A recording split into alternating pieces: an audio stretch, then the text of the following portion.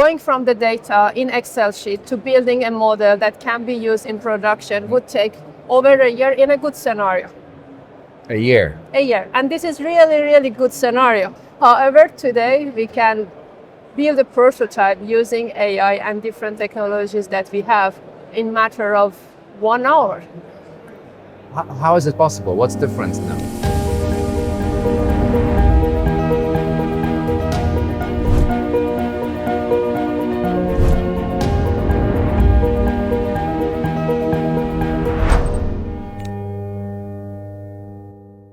Majda, thank you for coming and chatting with us. Thank you so much for the invitation. I'm very happy to be here. I was really looking forward to this conversation because I heard so much about Saint-Gobain, the company. Have you worked there for a while, for a long time? Yes, it's past 8, this April I passed 8 years of working in Saint-Gobain, so it's been a while. Yeah. But for Saint-Gobain history, that means almost nothing. Yes, absolutely. Last year we celebrated 360 years of Saint-Gobain. So yeah, Saint-Gobain is a company with a lot of history. Is this the oldest company in the world? I guess not, but we are very proud of our history. Where has it started? I started, I think, with producing mirrors and glass. And now we are a global leader in light and sustainable construction. And it started in Paris, am I right? In France, maybe around Paris, but we have a lot of industry plants in Paris region, yes. And I also think it started with very heavy research competition. Yeah, research is very, I believe research is the heart of what we do. And we have a very strong research in Saint-Gobain. We are more than 4,000 employees all across the globe, yeah, in research. Just in research? In research and development, yes. Yeah. And what are you researching these days? It's not mirrors anymore.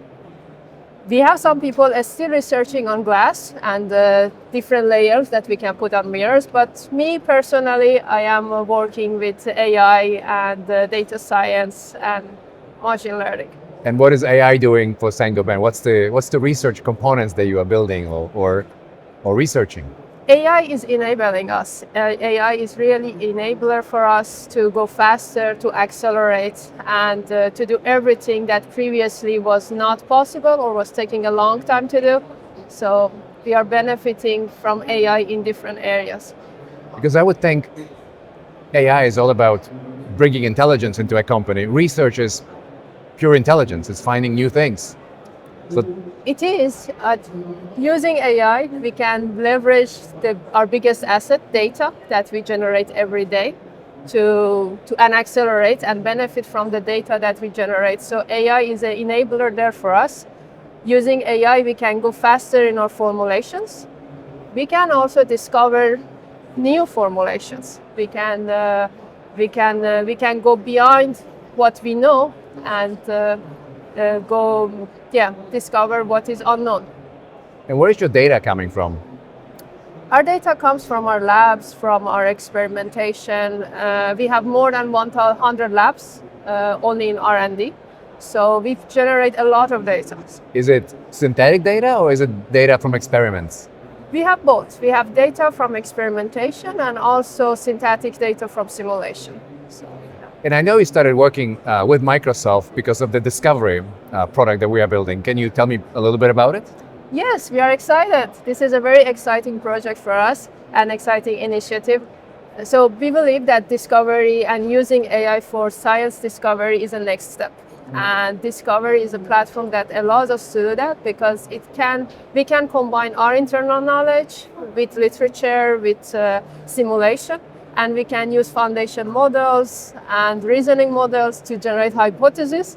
So it's really exciting for us to actually connect everything and have this connectivity and use discovery for discovering what is not possible to discover today with traditional We came up with a good name for the product, so now we know exactly what we are talking about. It's quite hard to match discovery, you know. It's true.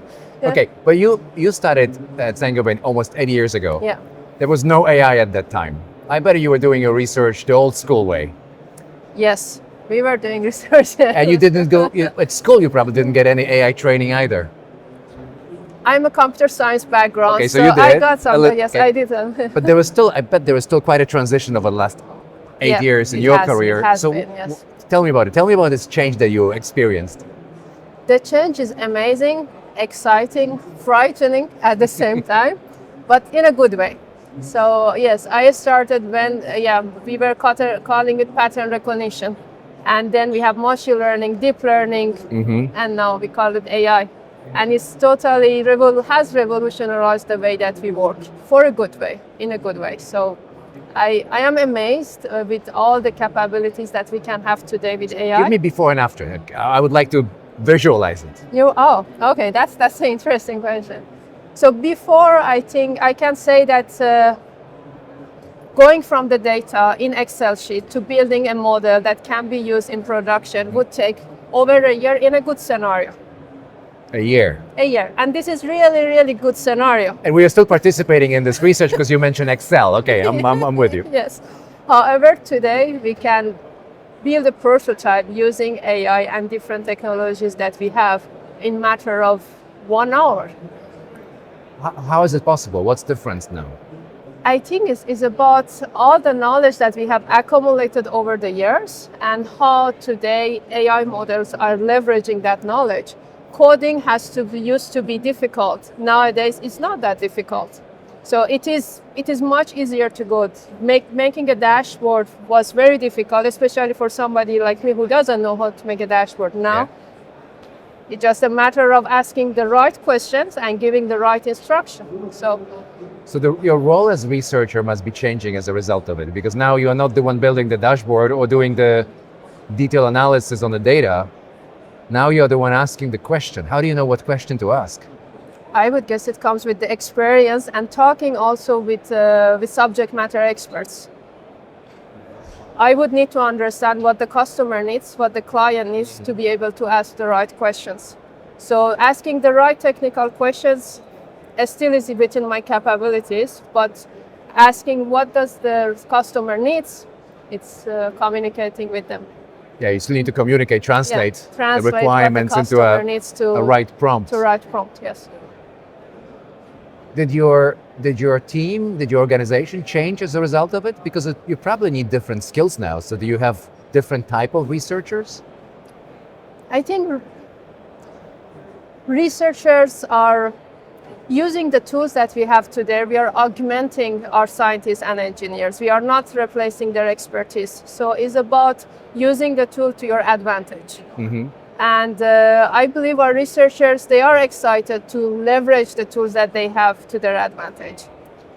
But do you still hire the same amount of data scientists, PhDs, material science engineers, did the composition change?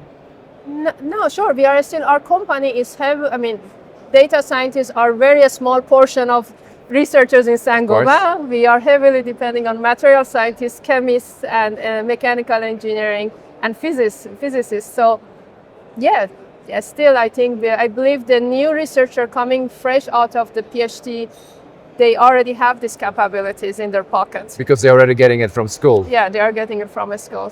Yeah. AI is changing so fast. Are they up to date when they come to work with you?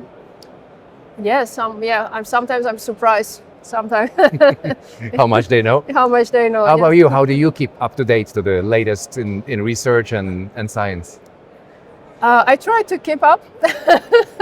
It's not that easy by connecting to the right podcast, by connecting to the right newsletters, and also networking. So that's the way I try to keep up to date. Yeah. Fascinating. And then another thing that I think you are suggesting is that not only you do things differently, but you're probably also doing them way faster. Yes. What's the result of you as a researcher producing more outcomes for your company? Is the rest of the organization able to consume what you are delivering? I think, very good question. I hope so. But I think that what has, in certain areas, we definitely can go faster. So we are enabling and helping our material scientists, and definitely their outcome matters. In terms of software that we generate, I think internally we can industrialize that software, and that's already a benefit. So we are going faster. So I think yes, the rest of the company is able to catch up, and maybe they are already waiting for it for a long time. So They probably, if they're waiting for a year for a new discovery, Yeah.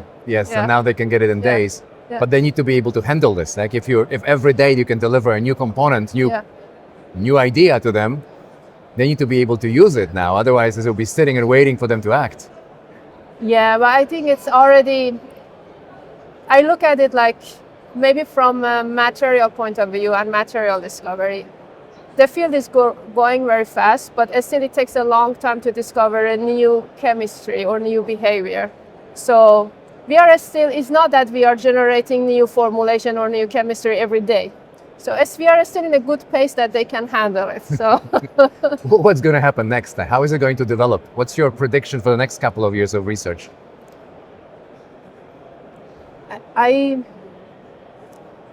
This is what I would like to see.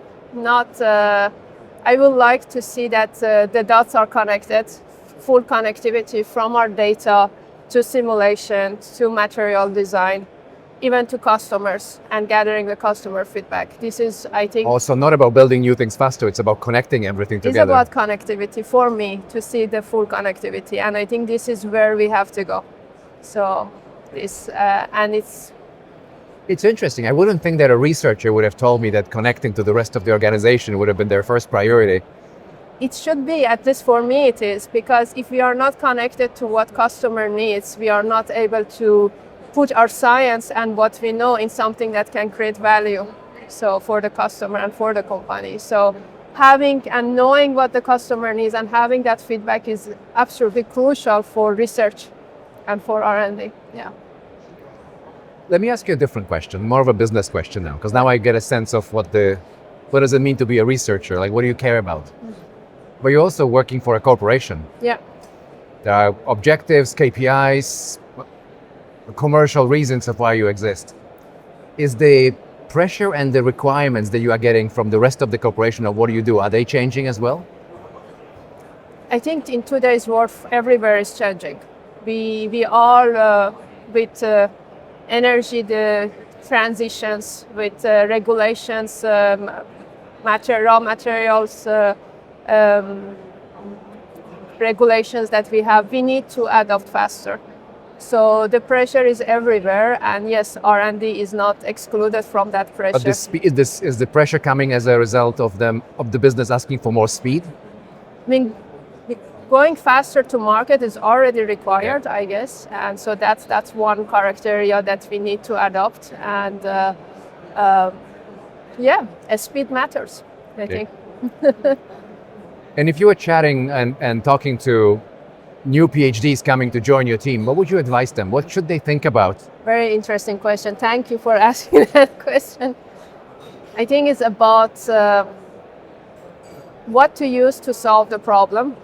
It's not about the best technique. It's about the solution that can get us there faster and more efficiently. Yeah. And is part of that answer AI, or is that part of a different way of?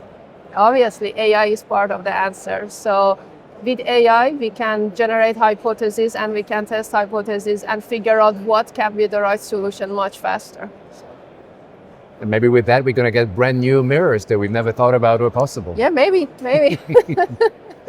Thank you. That was a fascinating conversation. Thank you so much for chatting with me.